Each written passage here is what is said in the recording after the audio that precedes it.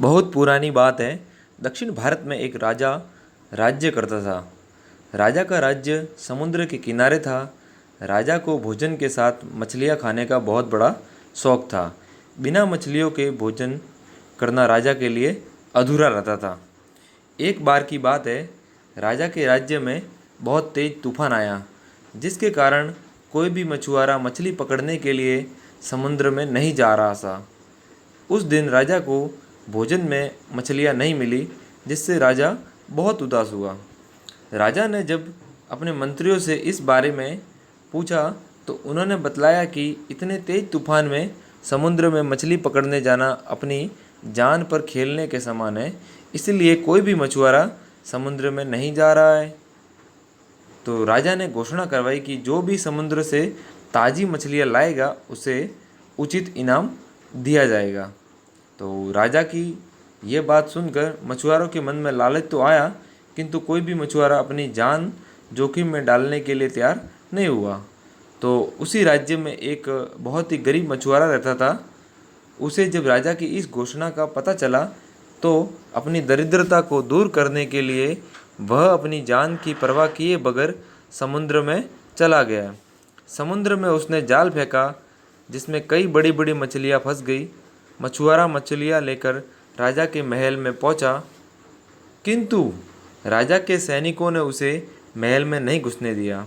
तो फिर क्या होता है दोस्तों, राजा के एक खास मंत्री ने मछुआरों को ताज़ी मछलियों के साथ देखा तो मछुआरे को अपने साथ राजा के पास ले जाने के लिए तैयार हो गया।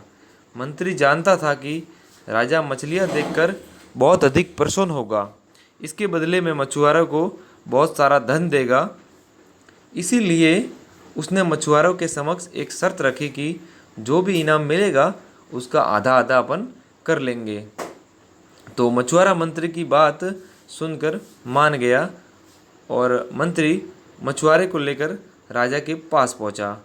मछुआरे के पास ताज़ी ताज़ी मछलियां देखकर राजा बहुत खुश हुआ। राजा ने मछुआरे को मुंह मांगा इनाम मांगने के लिए कहा।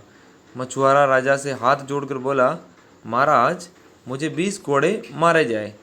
मछुआरे की बात सुनकर राजा को बहुत बड़ा आश्चर्य हुआ कि उसने फिर से मछुआरे से कुछ मांगने के लिए कहा, किंतु मछुआरे ने फिर 20 कोड़े खाने का इनाम मांगा। राजा ने अपने सैनिकों को बुलाया और मछुआरे को 20 कोड़े मारने का आदेश दे दिया। सैनिकों ने मछुआरे को कोड़े मारना शुरू किया।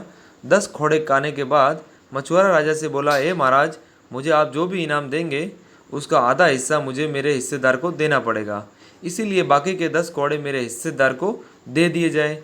मछुआरे की बात सुनकर राजा को फिर आश्चर्य हुआ और राजा से उसके हिस्सेदार का नाम पूछा।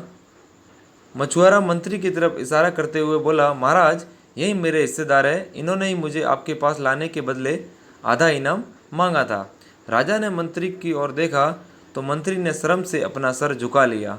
राजा ने आदेश दिया कि बाकी के 10 कोड़े मछुआरे के हिस्सेदार को मारे जाए। सैनिकों ने राजा के आदेश पर मंत्री को 10 कोड़े मारे।